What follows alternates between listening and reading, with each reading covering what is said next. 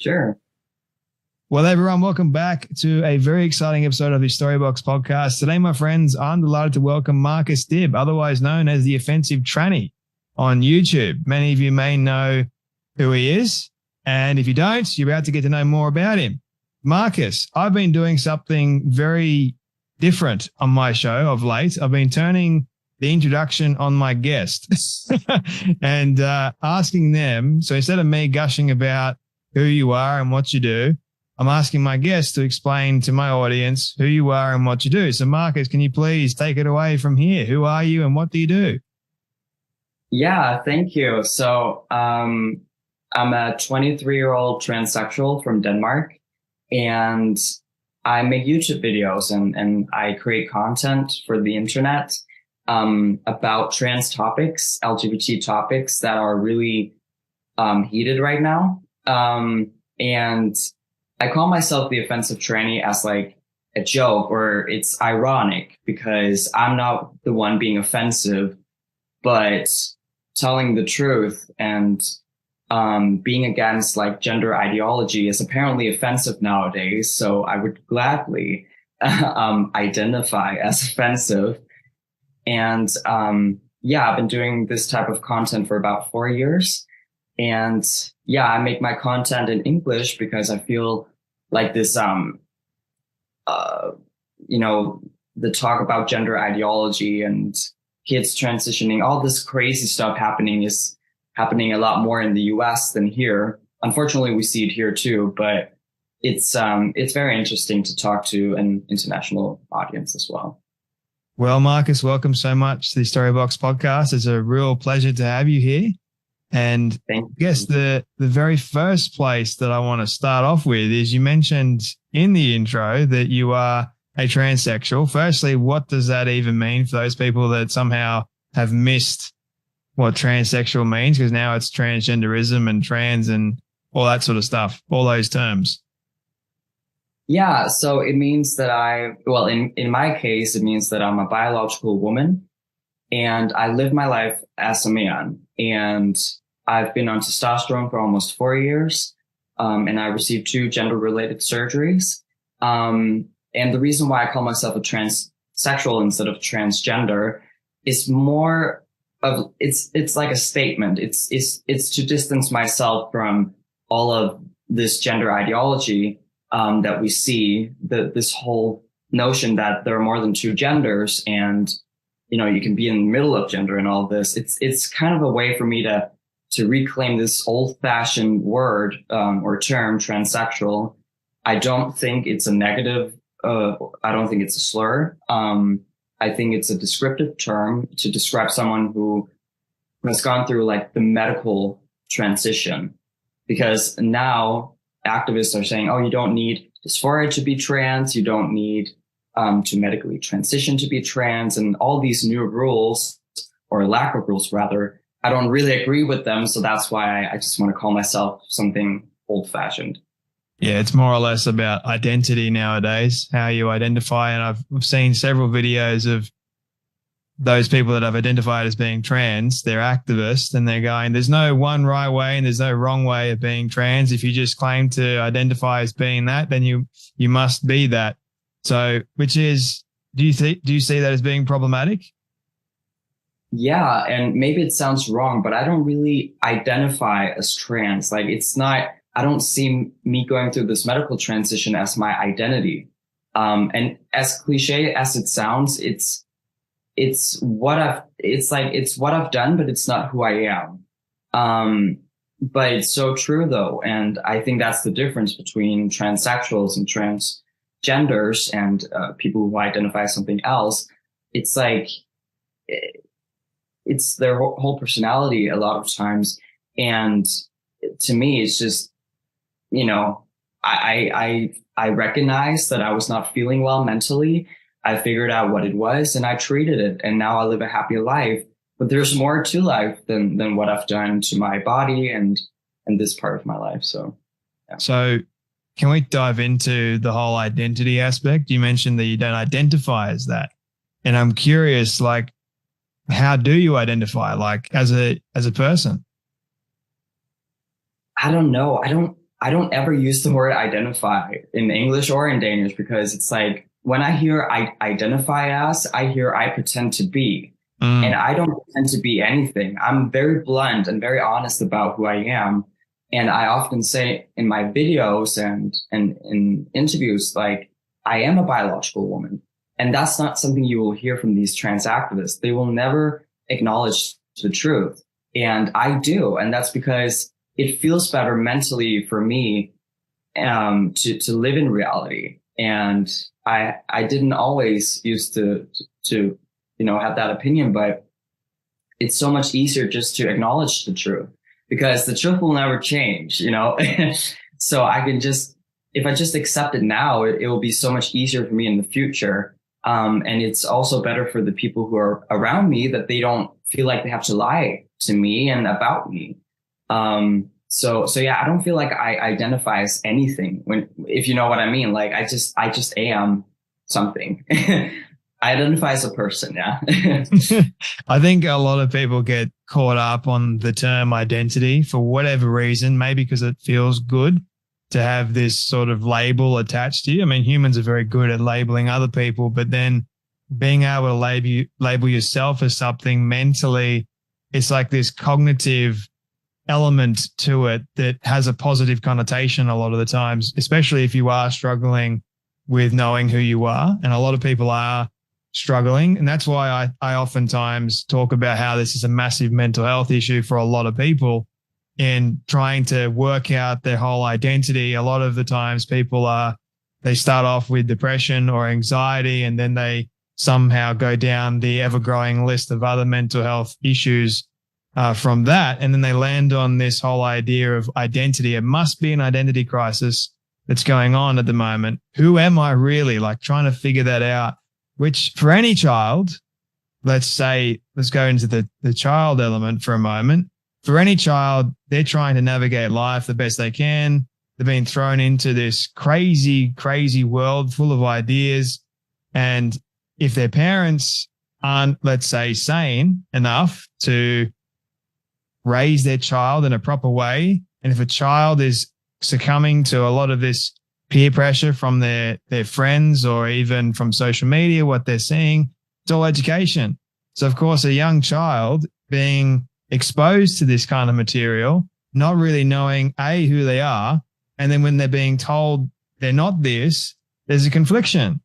But no one really ever talks about that. If you do talk about that, you're transphobic and you're hateful. It's crazy, isn't it? I'm being called transphobic. So, I mean, to this point, it's almost a compliment. And if, having that opinion that let kids be kids, if that's transphobic, then I'm a proud transphobe, because I think the most important, fight in all of this is, the children. That's what I focus on the most. I'm also the president of a new anti-LGBT organization here in Denmark called Danish Rainbow Council. And we're fighting for children's rights, the right to go through your own natal puberty without anyone trying to be involved in that. And, I think nothing is more important, right now. So, yeah. I have to totally agree with you on that front. Just let the kids go through a natural process, for goodness sake. Stop trying to stop them. I mean, give them their innocence back. I think we're taking that from them in a very cruel and nasty way. And I'm interested, like, the anti-LGBT organization, how did you come to start that or be a part of it? Oh yeah, the anti-woke. Did I say woke? I can't remember. Did I say anti-woke? I don't think I heard anti-woke. Sorry, my bad. But it's I can't remember. Okay. Yeah, it's an anti-woke organization, and we're actually talking to politicians in the Danish parliament about this whole debate, which is such an honor that we get to talk to these very important people, because they're not really educated on this stuff.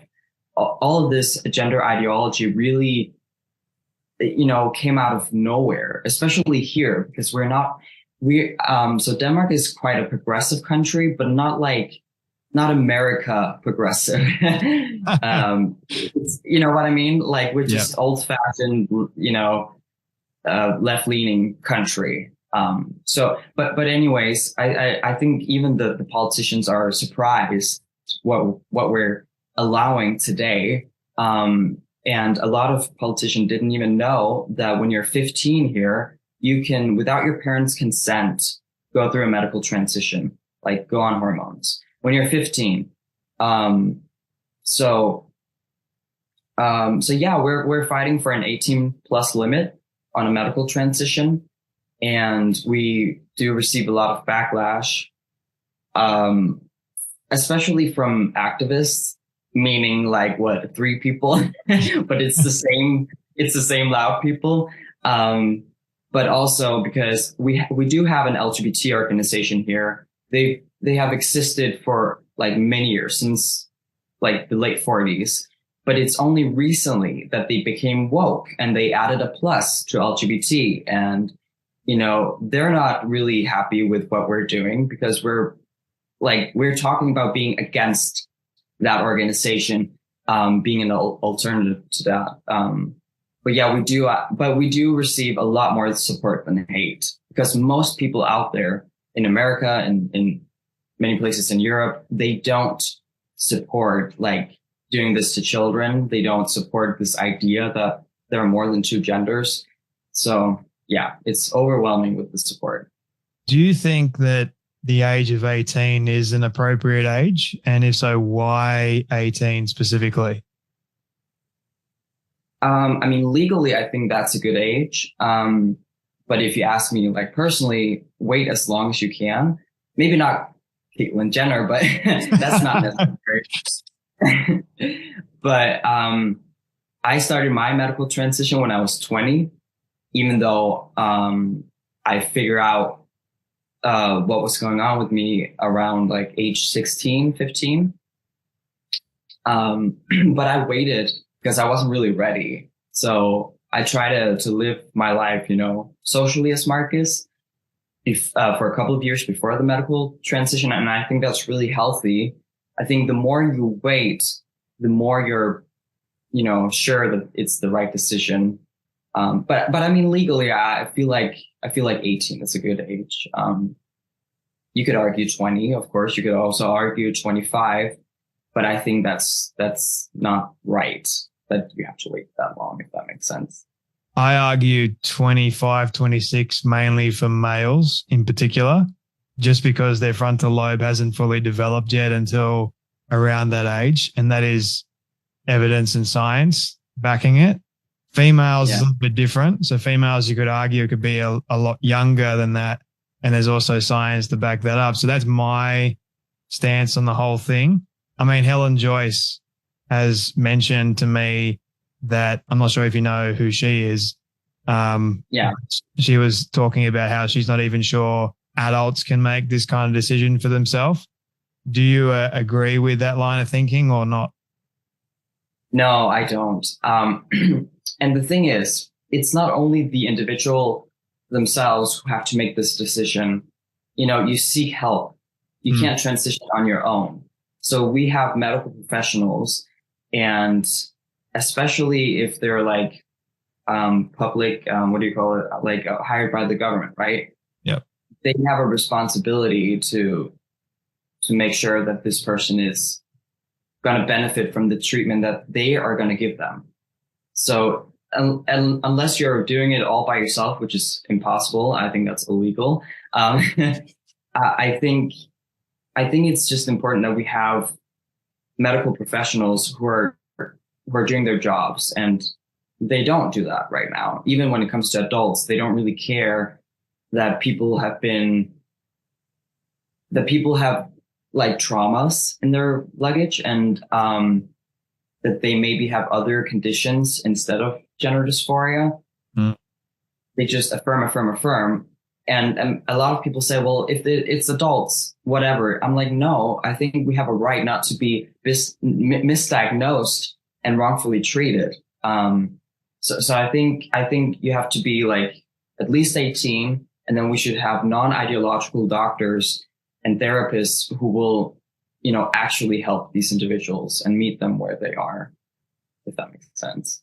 It makes complete sense to me, but I guess my question surrounding that has always been, well, in today's day and age, it seems like we've got all these ideological doctors that are in these kind of positions. So how do we know that we're getting a doctor that's not necessarily ideologically inclined if we've actually got, say, if a young person has got gender dysphoria and they're not getting the actual help necessary to treat the gender dysphoria. Instead, they're just being affirmed in what's going on. So how do you trust a medical professional in that instance? Did you get someone that was trustworthy? No, no, I had the most horrible ideological doctor who is, I'm trying not to be, I don't want to be too mean, but it's just because she's quite well known here. And recently she said that because people like us asked her, if we just blindly give medical transitions to children, aren't you afraid that some of these children will regret it? Because we can't know if this is the right thing for them. Mm-hmm. And then she said, well, I don't care because, I would rather give this treatment to too many kids than not giving it to enough. Like, so some children will like, oh my God, my brain. Like she would rather, yeah, no, it's just how to phrase it. She wouldn't want any kid to not receive who claims to need the treatment to not receive it. So rather that some kids will regret it, then some kids, gonna end up needing it. Does that make sense? I don't know, but it's just really disgusting. She's a member of WPATH. Do you know? Yeah. Yeah. And that says it all. I mean, look into it if you don't know. Yeah. So with in my case, I had a very ideological doctor, and she also treated the very first public detrans man in my country that is one of someone I know, and I've known him for years. And I also figured out that I also discovered that she treated him, and the whole process was almost identical to mine. Wow. Yeah. So in other words, I'm lucky that I'm happy with my decision. But for Peter, who regrets his transition, he lost his testicles after only a few appointments, and she won't even apologize. She's not going to admit that she made a mistake. And I think that's really horrifying. So yeah, I was just lucky because, as I said, I lived my life as the opposite sex only socially for a couple of years. So, I did think of all these like, oh, what if it's not this? What if I deal with something else? I've already been there and thought of that. So I was just lucky. Why don't you think that you made the wrong decision? I mean, you had a negative experience, but what was it about, I guess, your decision to begin with that you don't in fact regret? Why are you happy how you are now? So I've always had this very big lack of inner peace, and it's something I've been struggling with my entire life. And I tried to accept it. I thought this is what life is for everyone. But it became worse when I was a teenager, and I just felt horrible inside, but I couldn't put it into words. And when I started to learn more about this, to learn more about transsexualism, which I've never heard of ever. I mean, I'm 23 and, but still, I have never heard of it before. Only drag queens when I was a kid, which is not the same. Um, but ever since then, it just felt right. It felt like it was, and especially when I received the medical treatment, it just felt that all this lack of inner peace just went away. And I felt instantly so much better. And I don't know if this is the right decision. I can't sit here and say, well, I'm going to live my life as Marcus for the rest of my life. I don't know. Like, how am I supposed to know? So, but what I do know is that I'm happy, and I wake up every day and I'm like, deep inside, I'm happy, and I've never experienced that before. So I think that's a good sign, because I used to wake up feeling miserable every day.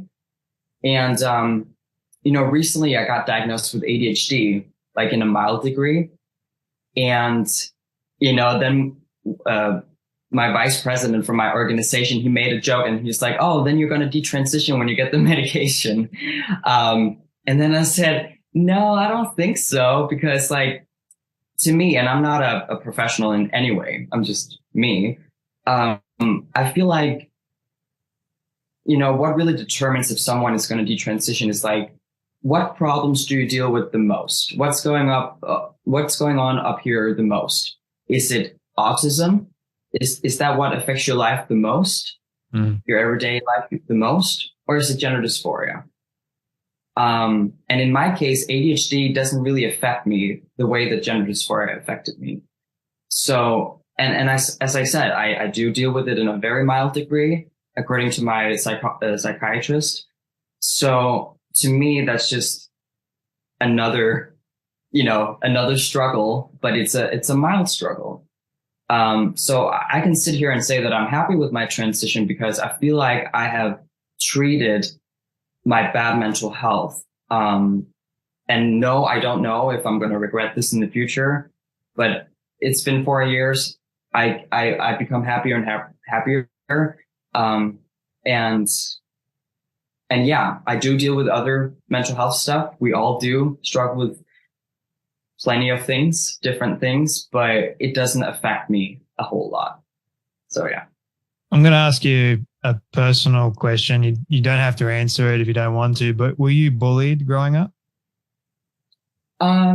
No, not the way that I've heard of other people being bullied. No, not at all. I was a very, negative kid. I was just negative all the time. I was irritated and, didn't like anyone or anything. So actually, I had a teacher, God bless her. She called me out, and she was like, I'm so tired of seeing you always negative, always mad. Like, can't you just be more positive? And the minute I was positive, people treated me better. So I thought that people didn't like me. I thought that I was like, bullied, but no, it was just me being miserable. You've done I guess, side-by-side comparison on your Twitter that I've seen of you living life as a female, and then you obviously living life as a male now. When you look at yourself all those years ago, do you sometimes miss living life as a female? Oh, that's a good question. I mean, sometimes I mean, it depends on what we're talking about, but like, I am treated differently because I'm perceived as male in society. And that's sometimes a good thing, and that's sometimes a bad thing. So I do miss, and this is going to sound harsh, I don't really care, because I've literally had this experience because of my biology. But women, and especially young women, are being coddled by society. And I'm not saying that's a good or a bad thing. It's just that's just a fact. And I do miss that sometimes. So people expect a little bit more of me in a different way now that I'm living my life as a man. So I do miss being coddled, that when I mess up, I messed up, there's no excuses. And it's a little bit different, you need to have like, I need to have like thicker skin, and people expect me sometimes that I automatically have thick skin. I don't. It's very interesting. You seem like a very empathetic person to me. I And try to. someone that is also compassionate at the same time. Like I can understand where you're coming from. And when I watch all your videos, you're not a hateful person at all. There's genuine concern oftentimes that depending on the person that you're actually speaking about, for example, Jazz Jennings, there is genuine concern for that person because obviously what's happened to that person has been tragic. And I really do feel for all these people that have, I guess you could say, been abused in the way that they have been abused by doctors, by psychologists, by these horrific people. But one thing that I am grateful for is that you seem like you are a happy person now, the way that you are. And I've just always been curious, like if you were to look back and see yourself, yeah, that's just always been my curiosity. So appreciate you answering those questions, by the way, because I know they're probably not easy questions to actually answer. But how do your friends and family, how did they first react? Wow. It was a journey. It was, for my friends, well, I'm not actually friends with those people anymore, for other reasons, but they supported me. I'll always, generally I've always had loving and supportive people around me. I think, of course my parents didn't react like they weren't happy about it. So that's the thing I don't get when I see these videos of, especially these moms who are like they're like faking being happy when their kids are coming out to them as trans. Mm-hmm. And I think that's a little bit disturbing because, not only are your kid coming out as trans, they're coming out, they're saying to you, I really struggle with my mental health. I struggle so much with my mental health that I have to change my entire life and the body that you've created. I mean, how can you be happy about that, as a parent? So just because I say that my parents were miserable when I told them, devastated, it's like, it was very rough. It was a tough time. It's not like they didn't support me. You know what I mean? It's not like they were transphobic. It's actually the opposite. It's because they understood how serious this whole thing is. So now, I have a great relationship with my parents, and they're the most amazing people in the world. But it took some time for them to understand, because it is hard to understand. What's your version or definition of transphobia? Does it even exist? I'm not sure. I never used that word, only to, prove a point maybe, but, no, I hardly see anything that's actually transphobic. And a lot of times it's about homophobia. It's like, okay, so bad people will always exist, but it's people who have it's people who have a problem with like LGBT in general. So yeah, but no, I don't use that word. I think it's ridiculous. I did a video, I'm not sure if you saw it or not, talking about YouTube, unfortunately, I believe took it down. It was one of the videos that they flagged among the many that they did. That's another story. But I spoke about how in order for someone to be labeled as homophobic or transphobic, let's look at that and let's break it down for a little bit. A phobia is actually a diagnosed psychological condition. So that would mean that every single person that is labeled with homophobia or transphobia has some sort of psychological condition running around, and we should all go to the psychologist and try and get that sorted. It must mean that, right? That's the way my brain looked at it. And I also looked at it from the perspective of, well, in order for transphobia to exist, we must look at the ideology. So it was made up by humans. And as a result, therefore, being transphobic can no longer actually be the case because it's based around an ideology that was made up. So this term is in fact made up. So if you want to label me as that, by all means, it doesn't mean anything to me. That's the way I look at it. Good point. Yeah. I love it. Yeah. I didn't mean to be offensive to you at all or anything of that particular nature. So I hope that you didn't get offended by me saying any of that. But I wanted to ask you about, firstly, are you our only child? Sorry? Are you our only child? No, I have an older brother. An older brother. Okay. What did you want to, I guess, be like career-wise when you were growing up? Do you have any ambitions, any thoughts at all? Yeah, like since I was 6, I wanted to be a chef, but when I was 15 or 16, I went to this I pursued that dream and went to school. And then people told me that it was a very tough job. It's, not the best work environment. And then I wanted to be a deli butcher, a deli chef. I'm not sure what you will call it in English. And then I worked in a deli for a year and a half, but then I quit I quit the school. I just didn't, it wasn't for me. And, I've had many, and I wouldn't say I've had many passions, but I've had many ideas about what I wanted to become. And that's because I was under the impression that I had to be something, like be in school and be educated, in a certain area. But now I don't see myself go to school like people my age are right now.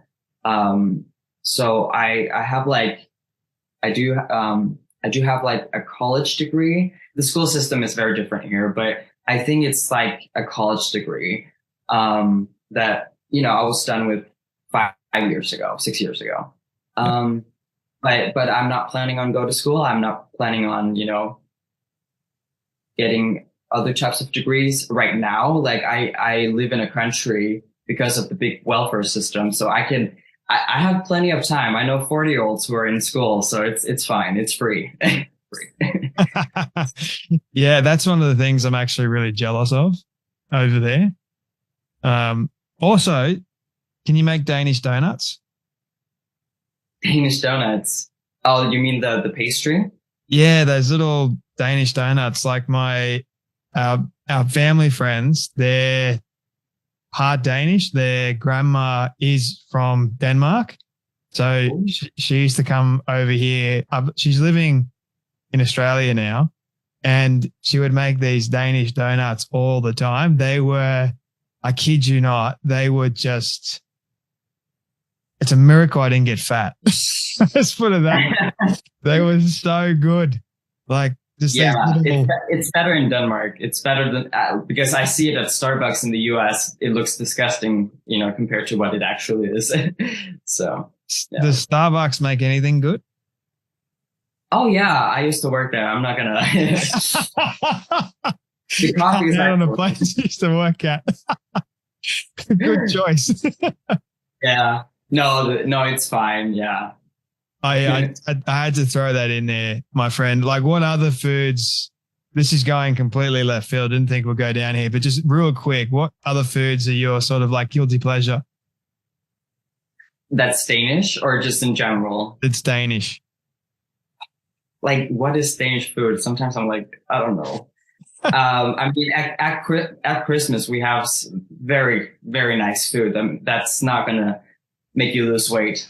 It's the opposite. It's a lot of potatoes and, brown sauce and,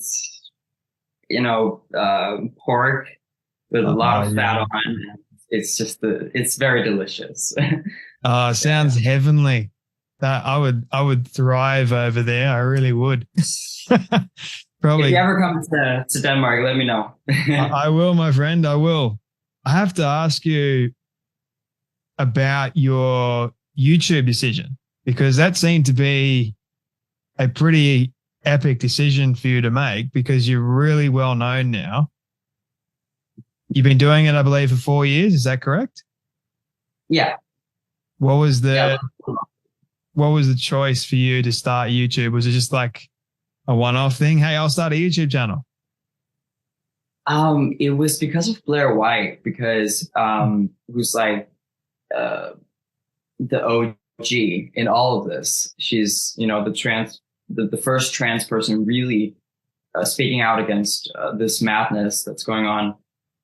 And I remember, I've been a fan of hers for many years now. And I remember like texting her that I really like, I'm a trans person agreeing with you. And I think it's cool that you speak up. And she's like, thank you, but no, thank you. Because she's just, at the time, she was so tired of like being the only one, the only trans person, speaking out against all this. And she was like, well, I appreciate all these messages I get from trans people, but she really wished that we were out there being outspoken with her, because she gets a lot of hate, and it looks like she's like the weird one out, or what do you call it? The odd one out. And it looks like she's the black sheep of the trans community, which in reality, it's actually the opposite. Believing more than two genders is controversial, is offensive, and not a lot of people believe in that. But it looks like she's the minority in this community, which she's not. So that inspired me to help her and help this fight. And do you remember the first video you ever created? How did it do to start off with? Yeah, it's still on there. I reacted to non-binary ideology. And I actually think it's still really good, because it's so interesting how like what I chose to say back then, it's very different than now. So it's really good to look back sometimes, even though it's horrible to listen to my old voice, and it was before testosterone. But no, yeah, I debunked some very basic arguments coming from the non-binary community. That interests me a lot, the whole non-binary argument. I always go, whatever the hell that means, because it's like, I say you're somewhere in the clouds, but we can't actually see you. We're trying to see you, but we can't, because it doesn't necessarily make too much sense. So how do you navigate that whole non-binary discussion? Well, I always say that it's not a real thing. And then I like to say, because it's the most common argument I get from that side, well, the people are real. Of course they are. We're not talking about ghosts. They do exist. But what they call themselves is not a real thing. And sometimes I do live debates, and when I'm out in real life talking to people who don't agree with me, I always say, how many ways can you be a man and a woman? I don't know. There's no limit. Exactly. Why do you need more than two genders then?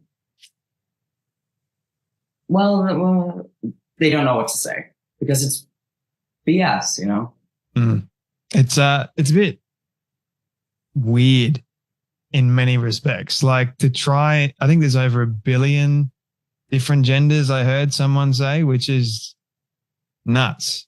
Like, how many do you actually need or want? And then we have to remember that gender that you have created for yourself. And I'm just like, I'm getting old. I'm not, I can't remember all that stuff. Like, make it simple. Humans are so good at complicating things that are meant to be so simple. It's like, what is going on in the brain? I mean, you understand it, but yet so many other people don't understand it. And it's more like, is this just a blatant denial of something, like, but yet they want it to be in our face. They want us to respect them, but they can't respect us. at the same time. So it's like we're at an impasse. What do we do? How do we? It's like crossing the Rubicon almost. It's like, should we or shouldn't we? What's the right choice here? Have you figured it out in your Just thinking? to say no to these people. We have to just say no. It's like time to say no, right? Yeah, a lot of these trans activists, woke activists in general, are just, they act like children. And what do you do with children? You have to say no to them sometimes. Oh, trans women are women. No. There are more than two genders. No. Like, I think it's funny, but they do act like children. They scream when they don't get their ways. I really don't like it. But basically what I think about non-binary is there's a group of people out there who are regular men and women. A lot of times it's like straight women, regular straight women. And they really want the same attention. Like they look at the trans community, like the transsexual community. And they are jealous of all the attention they get, all the praise that they get.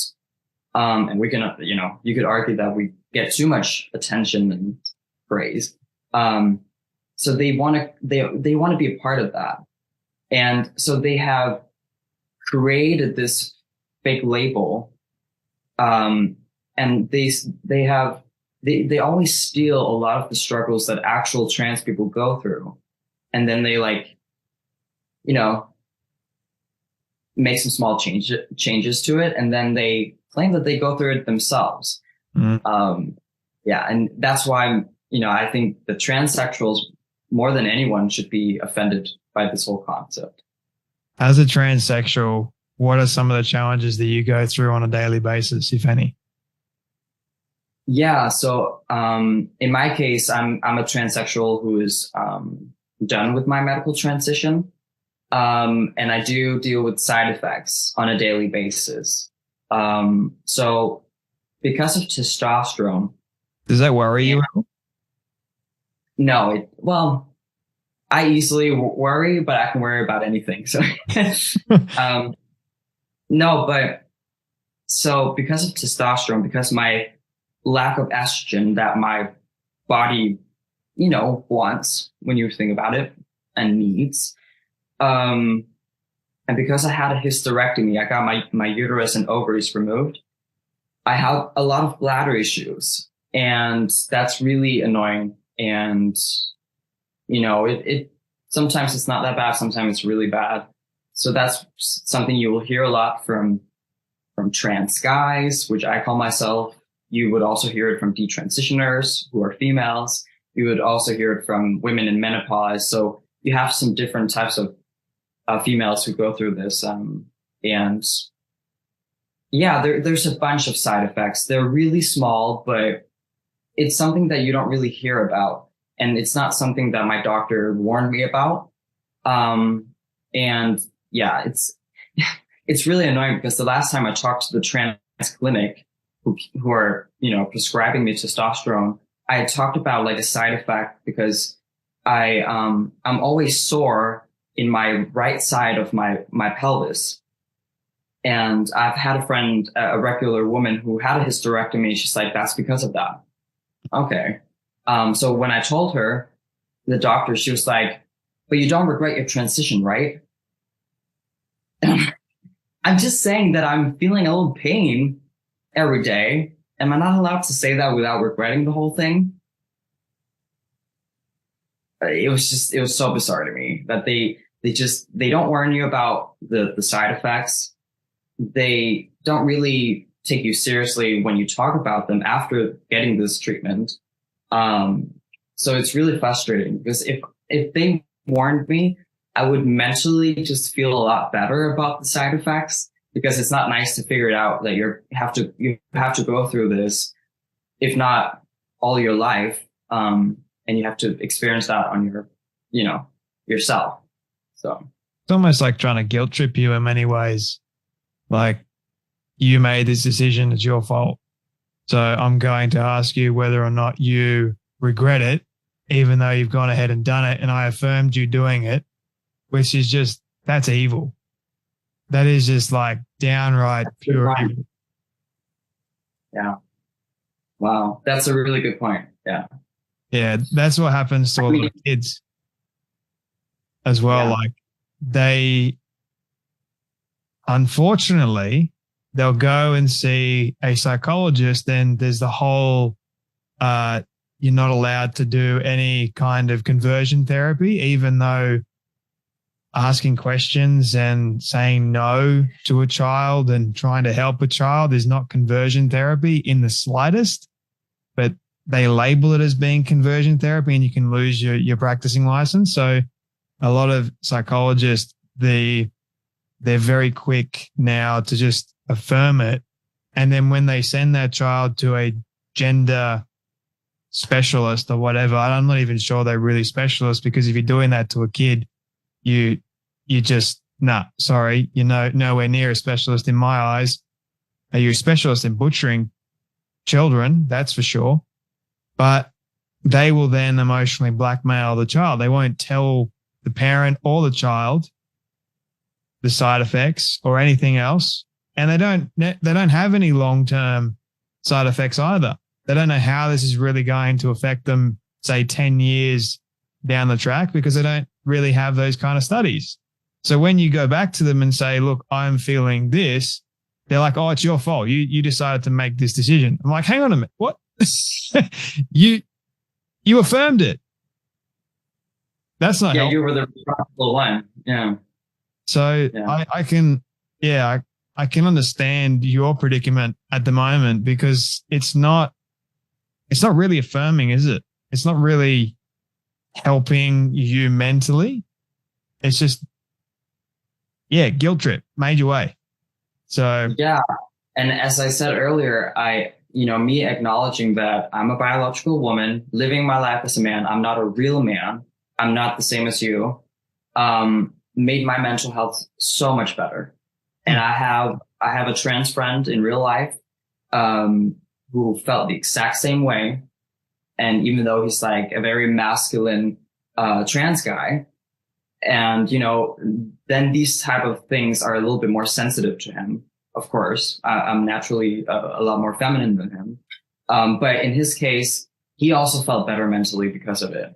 And I think that's it makes me really happy, because it makes sense. Like when you hear all these like people like, Matt Walsh and people from the right say, oh, trans people are delusional. Well, no, we're not. So that's one thing. But the second thing, it's not really great for your mental health to live in delusions, and to believe in delusional things. So the side effects I deal with are fine. Like it's manageable. And, and sometimes if it's really, really rough, and other times I hardly feel anything physically. So it's my decision, and I'm really happy with my decision. And I would much rather deal with some physical issues right now than not feeling like myself pre-transition, feeling so horrible inside. As I said, I wake up every day and I'm happy, which is a blessing. So that's what I try to focus on the most. I think you're living in reality because you're a biological woman. If you were saying, no, I've transitioned, I believe that I'm a biological man, that's where the delusion lies. So when I don't know Matt Walsh personally, and I kind of know where he's coming from in a way. And then also from my perspective, you've got a lot of these people that are just activists that claim that they're women when they're not. It's just a fetish for them. So I think it's like on an individual level, you got to ask that individual what's going on for them. And if they're not living in reality, let's say, then you can go, all right, delusional. But for the most part, a lot of people are sadly living in this delusional fantasy. They're on cloud nine, and they just, that's, I believe, who myself and a lot of other people actually are referring to. Like, I'm not referring to you at all in any of the videos, but yeah, unfortunately, it's the vast majority of these particular people that kind of make a bad name for you guys, which I kind of, yeah, it's interesting, isn't it? Yeah. Well, they are the majority of what you see in the media, but they don't represent real life. So they're actually, which is funny, and it's weird because they're a majority online of trans people in quotations, but in real life, it's like 3 people. And especially when it comes to trans men, I mean, if you look like me, if you look like my friend, if you look like Buck Angel, why do you need to talk about being trans all the time when you look like a guy? So that's why I also say that the majority of transsexuals, they're just rational and they know what they are, but they just want to live their lives as discreet as possible. I love Buck Angel, by the way. He was, we were emailing back and forth, and then he was telling me that he was listening to my podcast. It's like something that he does in the morning where he's at the gym, and I'm just like, you're listening to my voice? You're at the gym? I feel sorry for you. That can't be motivating at all. Maybe. Yeah, he's awesome. But I have 2 final questions for you, Marcus, if that's all right with you. What do you love the most about yourself and your story?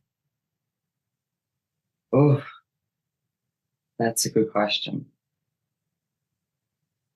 I don't know. I just feel like that feeling I get every time I wake up and every day when I wake up is just, it's undescribable. That's why I don't know really what to say, because it's so normal. I wake up and feel normal, and that's the goal. And that's the difference between people like me and the people you see in the media that call themselves trans. They don't want to be normal, and they hate me because I want to be normal and I want to be perceived as normal. So the fact that I can wake up every day and feel like a normal human being is, the best feeling in the world. And that's why I don't describe all this that I'm feeling, all the positive feelings as euphoria. I don't really like that term because when you look it up, it's actually quite irrational. And I don't feel like I have a lot of positive, like overly positive emotions, if that makes sense. I just feel calm. And people also call me calm, which is nice to hear that you can also sense that. I feel calm and normal. And I'm really happy that what I've gone through really worked, because it doesn't work for everyone. You do have a calming presence. That is certain. What's next for you, Marcus? What's on the horizon for you? When it comes to like my job, like career-wise, life-wise, where do you see yourself, I guess, tomorrow, next week? What's next? Twitter. Twitter is the future, because, you can say whatever you want to say on Twitter. And I'm over YouTube. I'm still going to continue. I'm still going to continue making videos on YouTube, but YouTube is not the future. And I'm not saying that just about my own, like when it comes to my own channel and job, but also for most people who are on this rational side. The future is not YouTube. And unless that Elon buys YouTube, that could be great. Make it happen. But no, Twitter and Rumble. I love that there are alternative platforms. So yeah, and I'm gonna continue staying in Copenhagen. It's an amazing city. I'm not from here, so there are plenty of opportunities. You don't live with your parents anymore? You moved out? Yeah, I live in a tiny apartment that's extremely expensive, but worth it. And what we didn't talk about was YouTube got rid of your entire show just like that. And then all of a sudden it came back just like that. Yeah. So Yeah. real quick, how did that all transpire? I have no idea. I just got an email one day saying that they have deleted my channel because I violated some of their guidelines. They didn't actually in that email tell me what those guidelines were. They didn't tell me what I've done wrong and stuff. But and when I got it back, which took a while, they kind of made an apology saying it was just a mistake. But at the same time, they told me what I did wrong. So that's not an apology email when you're actually blaming me. And I told that's you why. Yeah, it's like, remember, we're the ones in charge, and you have to do what we say. So yeah, that's why I'm so over that platform. I don't have a lot of respect for them anymore. No, you can't say anything like that violates their so-called policies and procedures. And the thing is, when you look at them, they make 0 sense and they expect you to do your own audit. You don't even think that you're hateful. You violated the policy to begin with. So you don't even know what you're really looking for. Makes no sense, but here we are. Anyway, yeah. I digress. Marcus, it has been an absolute joy and a pleasure speaking with you today. Thank you so much for all that you do. I appreciate you. Love your story. Thank you so much for joining me today on the Storybox podcast. Thank you for having me.